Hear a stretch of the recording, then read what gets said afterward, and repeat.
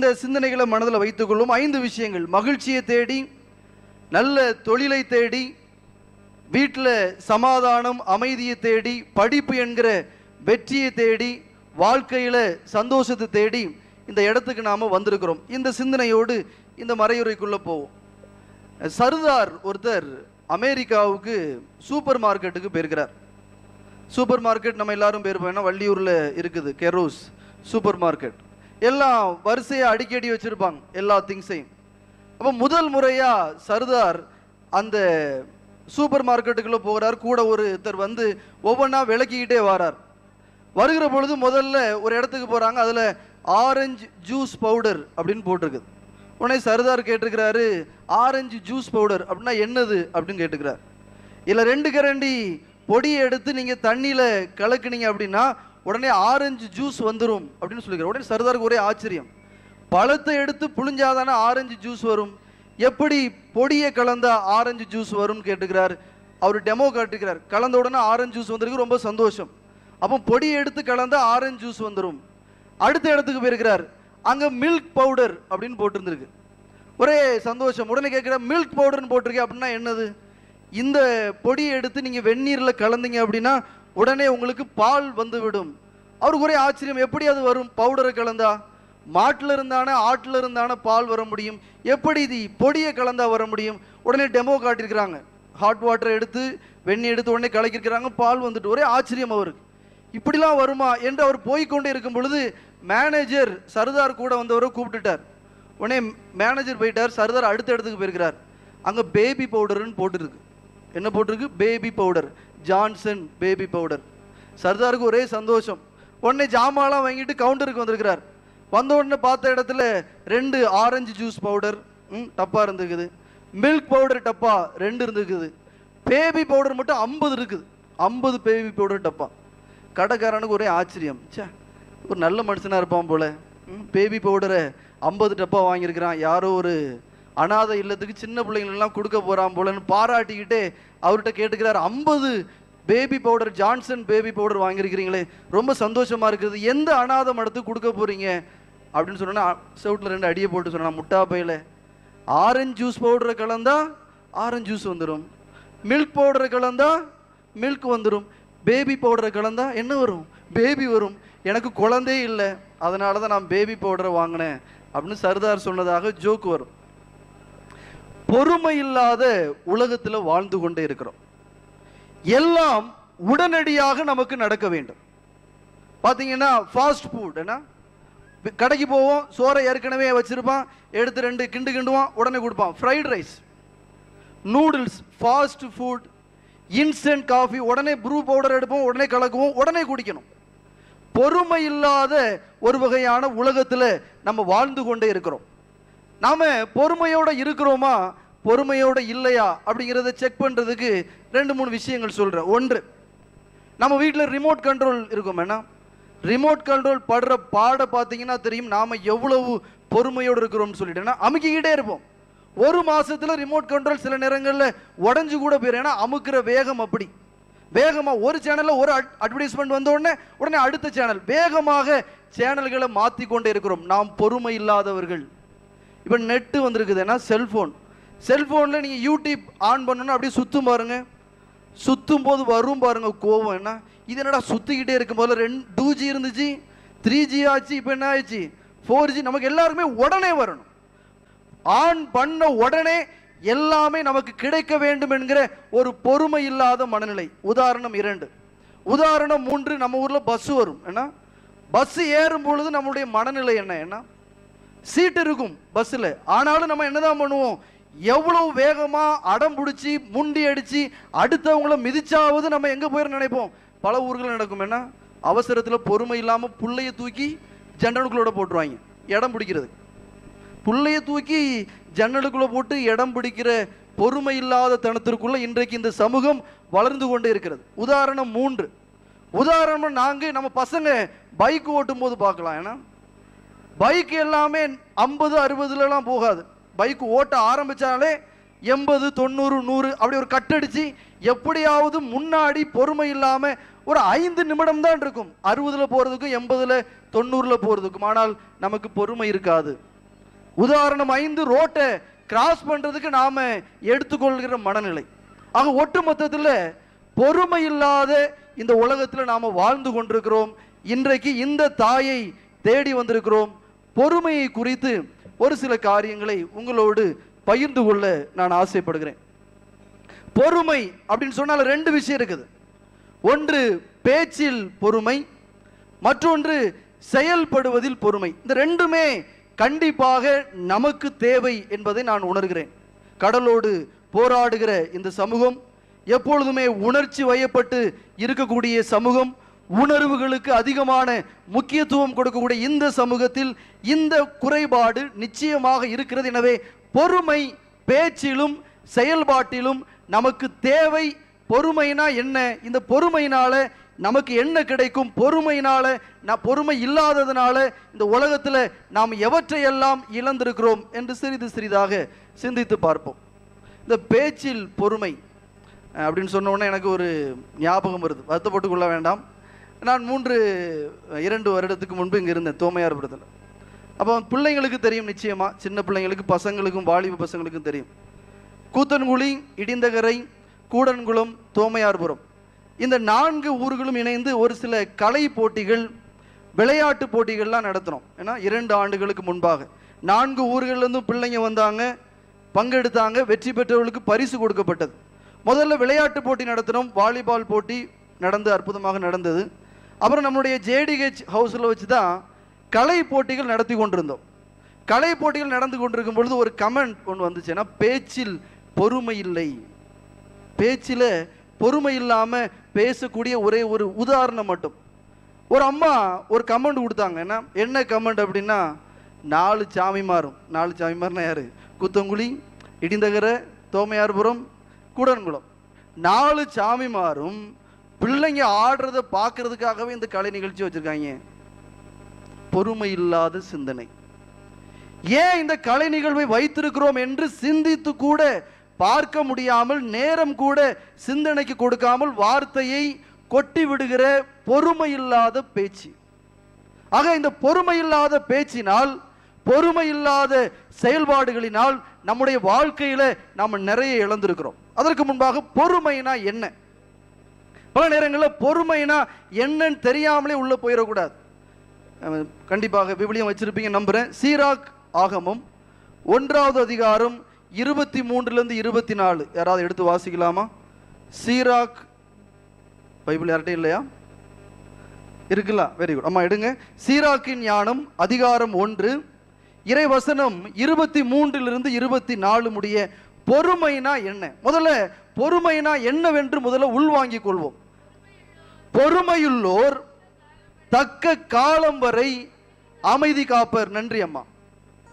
திருவிவிலியம் சொல்கிறது பொறுமை என்றால் தக்க காலம் வரை காத்திருப்பது.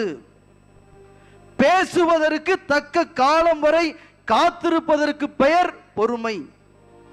செயல்படுவதற்கு தக்க காலம் வரை காத்திருப்பதற்கு பெயர் பொறுமை என்று விவிலியம் நமக்கு சுட்டி காட்டுகிறது. ஆனால் நாம் காத்திருப்பதற்கு இன்றைக்கு தயாராக இல்லை. பேசவும் காத்திருக்க தயாராக இல்லை, செயல்படவும் காத்திருக்க நாம் தயாராக இல்லை. ஆக பொறுமை இல்லாமல் இன்றைக்கு நாம் வாழ்ந்து கொண்டே இருக்கிறோம். இந்த பொறுமை இல்லாத வாழ்க்கையினால் நிறைய இழந்திருக்கிறோம். ஒரு சில இழப்புகளை மட்டும் நான் உங்களுக்கு சுட்டி காட்டுகிறேன். பொறுமை இல்லாததினால் உயிர்கள் பல இன்றைக்கு இழந்திருக்கிறது. ஆக்சிடென்ட்ஸ், விபத்து நடக்கிறதுக்கு அடிப்படையான காரணம் பொறுமை இல்லாமை. ஆக பொறுமை இல்லாததால் உயிர்களை இழந்திருக்கிறோம். பொறுமை இல்லாததால் உறவுகளை இழந்திருக்கிறோம். ஒரு சின்ன பிரச்சனை ஆரம்பிக்கும், வார்த்தையை உடனே கொட்டிடுவோம். வார்த்தையை கொஞ்சம் நேரம் கொடுத்து தக்க காலம் வரை காத்திருந்து வார்த்தைகளை கொட்டி இருப்போம் என்றால் வாழ்க்கையில நிறைய உறவுகளை நாம் இழந்திருக்க மாட்டோம். இன்றைக்கு நிறைய உறவுகளை நாம் இழந்திருக்கிறோம் என்றால் காரணம் பொறுமை இல்லாத பேச்சு. இன்றைக்கு நிறைய விவாகரத்துகளுக்கு காரணம், கணவன் மனைவி உறவு முறிவுக்கு காரணம் இந்த பொறுமை இல்லாதது. மனைவி ஒரு வார்த்தையை சொன்ன உடனே பொறுமை இல்லாமல் கணவன் கையை நீட்டுகிறான், பிரச்சனை உருவாகிறது. ஆக பொறுமை இல்லாததால் இன்றைக்கு நிறைய விவாகரத்துகள் நடக்கிறது. பொறுமை இல்லாததால் தோல்விகளை வாழ்க்கையில நாம் நிறைய சந்தித்திருக்கிறோம். பொறுமை இல்லாததால் நோய்களை நம்முடைய உடம்பிலே நாம் வளர்த்திருக்கிறோம். பொறுமை இல்லாததால் சண்டை சச்சரவுகளை இந்த சமூகத்திலே நாம் உருவாக்கி இருக்கிறோம். பொறுமை இல்லாததால் ஊர் இன்றைக்கு 2ஆக 3ஆக 4ஆக பிரிந்து போய் கிடைக்கிறது. எல்லாவற்றிற்கும் காரணம் நம்மிடம் பொறுமை இல்லை, பேசுவதில் பொறுமை இல்லை, செயல்படுவதில் பொறுமை இல்லை. உளவியலாளர்கள் இன்னும் அழுத்தமாக சொல்கிறார்கள், பொறுமை இல்லாதவன் எவற்றையெல்லாம் இழக்கிறான். பொறுமை இல்லாதவன் முதலில் கவனத்தை இழக்கிறான். இப்ப எல்லாரும் கிரிக்கெட் பார்த்துருப்பீங்க, T20. ஏன்னா ஆனால் ஆஸ்திரேலியா கிரிக்கெட் மேட்ச் விளையாடும்போது வீரர்கள் விளையாடும்போது ஒரு காரியத்தை பண்ணுவாங்க, எப்பொழுதுமே அது நடக்கக்கூடியது. என்ன செய்வாங்க அப்படின்னா, எதிர் அணியினரை பவுலர் சீண்டிக்கிட்டே இருப்பான். எதிர விளையாடுறவனை அடிக்கிறவனை பேட் பிடிக்கிறவனை ஆஸ்திரேலியன் டீம்காரங்க என்ன பண்ணுவாங்கன்னா சீண்டிக்கிட்டே இருப்பாங்க. ஏன் சீண்டுறான் அப்படின்னா அவனை கோவப்பட வைக்கிறது. பொறுமை இழக்க வைக்கிற பொழுது எதிர பேட் பிடிக்கிறவன் பொறுமை இழக்கிறான், கவனம் சிதறுகிறது. எனவே அவனை எளிதில் அவுட் ஆக்கிடலாம் என்கிற சைக்காலஜி உளவியல் பூர்வமாக அவர்கள் விளையாண்ட காலங்கள் பல பல. எனவேதான் பொறுமை இல்லாதவன் கவனத்தை இழக்கிறான் என்று உளவியலாளர்கள் சொல்கிறார்கள். இரண்டாவதாக, பொறுமை இல்லாததால் நீண்ட கால திட்டத்தை மறுக்கிறான். யோசித்து பாருங்களேன், நீண்ட கால திட்டம், குறுகிய கால திட்டம் என்று 2 உண்டு. வீட்டை 2 மாசத்துல நீங்க கட்டி முடிச்சீங்க அப்படின்னா அந்த வீடு வேகமா உடைஞ்சிரும். உடனே வீட்டை கட்டி முடிக்க வேண்டும் என்று நினைத்தோம் என்றால் அந்த வீடு உடைந்து விடும். ஆனால் நிதானமாக 6 மாதம் 7 மாதம் நன்றாக அந்த வீட்டை கட்டுவோம் என்றால் அந்த வீடு உறுதியாக இருக்கும். வாழ்க்கையிலும் அப்படித்தான். குறுகிய காலத்தில் எதையாவது நாம் சாதிக்க வேண்டும் என்று நினைப்போம் என்றால் வாழ்க்கையில விழுந்து விடுவோம். ஆனால் நீண்ட காலம் எடுத்து திட்டமிட்டு ஒரு காரியத்தை செய்வோம் என்றால் அது உறுதியாக இருக்கும், வாழ்க்கை வளமாக இருக்கும். என்றால் பொறுமை இல்லாதவன் நீண்ட கால திட்டத்தை இழக்கிறான். மூன்றாவதாக உளவியலாளர்கள் குறிப்பிடுகிறார்கள், பொறுமை இல்லாதவன் எப்பொழுதுமே டென்ஷனாகவே இருப்பான். ஸ்ப்ரிங் இருக்கும் பார்த்தீங்களா, ஸ்ப்ரிங்கு, அதை நீங்கள் இப்படி இழுத்து இழுத்து டென்ஷன் ஆகிட்டே இருந்தீங்கன்னா அந்த ஸ்ப்ரிங் என்ன ஆகும்? லூஸ் ஆயிரும். நம்மளுடைய உணர்வுகளும் அப்படித்தான், மனமும் அப்படித்தான். அடிக்கடி டென்ஷன் ஆகி பொறுமை இல்லாமல் டென்ஷன் ஆகி இந்த மனசை நம்ம இப்படி இழுத்துக்கிட்டே இருந்தோம் என்றால் மனம் லூஸ் ஆகிவிடும். பல நேரங்களில் கிறுக்கு பிடிச்சி நம்ம அலைகிறதுக்கு காரணமே, அமைதி இழந்து அலைவதற்கு காரணமே பொறுமை இல்லாததுதான் என்று உளவியலாளர்கள் சொல்கிறார்கள். விவிலியம் இன்னும் தெளிவாக பேசுகிறது. நீதிமொழிகள் 19:2 பொறுமை இல்லாதவன் என்னவாக மாறுகிறான். அம்மா எடுத்து வாசிங்க. நீதிமொழிகள் 19:2. பொறுமை இல்லாதவனுக்கு என்ன நடக்கிறது? எண்ணி பாராமல் செயலில் இறங்குபவன். வாசிங்கம்மா, மறுபடியும் வாசிங்க. பொறுமையின்றி நடப்பவர் இடறி விழுவார். விவிலியம் ஒட்டுமொத்த ரத்தின சுருக்கமாக சொல்கிறது, பொறுமையின்றி நடப்பவர் வாழ்க்கையில் இடறி விழுவார். எனவேதான் மிக தெளிவாக நம்முடைய வாழ்க்கையில பார்த்திருக்கிறோம், நாம் பொறுமை இல்லாமல் வாழ்க்கையில விழுந்து கொண்டே இருக்கிறோம். ஆனா எவ்வளவுதான் பொறுமையா இருக்குன்னு நினைச்சாலும் நம்ம பொறுமையா இருக்க முடியறதில்லை. ஏன் நம்மளால பொறுமையா இருக்க முடியறதில்லை என்று நான் சிந்தித்து பார்த்திருக்கிறேன். 2 காரணங்களை நான் நினைவு கூறுகிறேன். நாம் ஏன் பொறுமையாக இருப்பதில்லை? இந்த பொறுமை இல்லாத தன்மை ஆதி பெற்றோரிடமே வந்துட்டு. அப்படிதான், ஆதி பெற்றோருக்கு ஆசை, கொஞ்சம் காத்திருந்து கடவுளாக நல்ல வாழ்க்கை வாழ்ந்திருப்பார்கள் என்றால் நிச்சயமாக நம்மிடமும் அந்த பொறுமை இருந்திருக்கும். ஆனால் அவர்களுக்கு பொறுமை இல்லை. ஆதாமுக்கும் ஏவாளுக்கும் பொறுமை இல்லை. உடனடியாக கடவுளாக வாழ்க்கையில வெற்றி பெற வேண்டும் என்று ஆசைப்பட்டு கடவுள் எதை பறித்து உண்ணக்கூடாது என்று சொன்னாரோ அதை பறித்து உண்டார்கள். பொறுமை இல்லாத தன்மை தொடக்கத்திலேயே ஆரம்பித்தது. எப்படி ஜென்ம பாவம் படிப்படியாக வந்து கொண்டே இருக்கிறதோ அதுபோல நம்மிடமும் இந்த பொறுமை இல்லாத தன்மை வந்து கொண்டே இருக்கிறது. ஆனா சின்ன குழந்தைக்கு நாம அதனை ஊட்டி கொண்டே இருக்கிறோம். 2வது, உங்க குழந்தைக்கு பாசம் என்கிற பெயரில், பல நேரங்களில் பாசம் அப்படிங்கிற பெயரில் விஷத்தை இன்றைக்கு பிள்ளைகளுக்கு கொடுத்து கொண்டே இருக்கிறோம். பிள்ளைங்க ஒரு காரியத்தை கேட்பாங்க அப்படின்னா உடனடியாக கொடுப்பது, கொஞ்சம் காத்திருந்து பிள்ளைங்களுக்கு கொஞ்சம் நேரம் கழிச்சு கொடுப்போமே என்கிற உணர்வு எல்லாம் இன்றைக்கு நமக்கு இல்லை. என்றால் பொறுமை இல்லாத தன்மை ஏற்கனவே நம்மிடம் இருக்கிறது. நாம் நம்முடைய பிள்ளைகளுக்கு பொறுமை இல்லாத வாழக்கூடிய அந்த தன்மையை தேவையில்லாமல் நாமே தூண்டி வளர்த்து கொண்டே இருக்கிறோம், பாசம் என்கிற தீமையினால். ஆக நாம் பொறுமையாக இருக்க வேண்டும் என்று நினைத்தாலும் நாம் பொறுமையாக இல்லாமல் இருப்பதற்கு காரணம் நம்மிடம் இருக்கிற அடிப்படையான தன்மை. ஆனால் இந்த பொறுமை இல்லாத தன்மை கிறிஸ்தவத்திற்கு எதிரானது என்பதை அழுத்தமாக பதிவு செய்ய விரும்புகிறேன். பொறுமை இல்லாமல் நாம் இருப்போம் என்றால் நாம் கிறிஸ்துவுக்கு எதிரானவர்கள், கிறிஸ்தவத்திற்கு எதிரானவர்கள். எப்படி? இரண்டு விஷயங்கள்ல நான் சொல்ல விரும்புகிறேன். ஒன்று, கடவுள் பொறுமையுடையவர். நான் வழிபடுகிற, நான் கும்பிடுகிற கடவுள் பொறுமையுடையவர் என்றால் அவரை வழிபடுகிற பிள்ளையாகிய நானும் பொறுமை உடையவனாகத்தான் இருக்க வேண்டும். விவிலியம் நிறைய இடங்கள்ல சொல்கிறது. உதாரணத்திற்காக நெகேமியா 9:17 சொல்கிறது கடவுள் நீடிய பொறுமையுடையவர். யோவேல் 2:18 சொல்கிறது திரும்பி வாருங்கள், கடவுள் நீடிய பொறுமையுடையவர். ரோமையருக்கு எழுதிய திருமுகம் 3:26 சொல்கிறது தமது நீதியை பொறுமையோடு கடவுள் காட்டி வருகிறார். 2 பேதுரு 1:9 சொல்கிறது உங்களுக்காக கடவுள் பொறுமையோடு காத்திருக்கிறார். ஆக நாம் வழிபடுகிற தந்தையாம் கடவுள் பொறுமையோடு இருக்கிறார். இயேசுவும் தன்னுடைய உவமைகள்ல தந்தையை குறித்து காட்டுகிற பொழுது அவர் மிகுந்த பொறுமை உள்ளவர் என்பதை காட்டுகிறார். அதற்கு உதாரணம் தான் இன்றைக்கு வாசிக்க கேட்ட நற்செய்தி. ஆண்டவர் சொல்கிறார், தலைவர் சொல்கிறார் வெட்டி விடலாம் என்று சொல்கிறார். ஆனால் வேலையால் சொல்கிறார் இன்னும் 1 வருடம் காத்திருப்போமே, பொறுமையோடு காத்திருப்போம், பலம் தந்தால் சரி, இல்லை என்றால் வெட்டி விடலாம் என்றால் இயேசுவினுடைய அடிப்படையான பண்பும் பொறுமையோடு இருப்பது. ஆக கிறிஸ்தவர்களாக, கிறிஸ்துவின் பிள்ளைகளாக, கடவுளின் பிள்ளைகளாக திருமுழுக்கு பெற்றிருக்கிற நாம் பொறுமையோடு இல்லை என்றால் கிறிஸ்தவத்திற்கு எதிரானவர்களாக மாறுகிறோம். நாம் பொறுமையோடு இல்லை என்றால் கடவுளுக்கு எதிரானவர்களாக மாறுகிறோம் என்பது முதல் காரியம். இரண்டாவது காரியம், கிறிஸ்தவத்தின் அடிப்படையே என்னது அப்படின்னா அன்பு. அன்பை குறித்து பவுலடிகளார் 1 கொரிந்தியர் 13வது அதிகாரத்தில் எழுதுகிற பொழுது 4வது வசனத்தில் இருந்து அன்பினுடைய தன்மைகளை சுட்டி காட்டுவார். அன்பு எப்படிப்பட்டது என்று. யாராவது ஒருத்தங்க அந்த 4வது வசனத்தை வாசிங்க. அன்பை குறித்து பேசிவிட்டு அன்புதான் கிறிஸ்தவத்தின் அடிப்படை நாதம் என்றால் இந்த அன்பினுடைய முதல் பண்பாக பவுலடிகளார் எதை குறிப்பிடுகிறார் என்று கேட்போம்.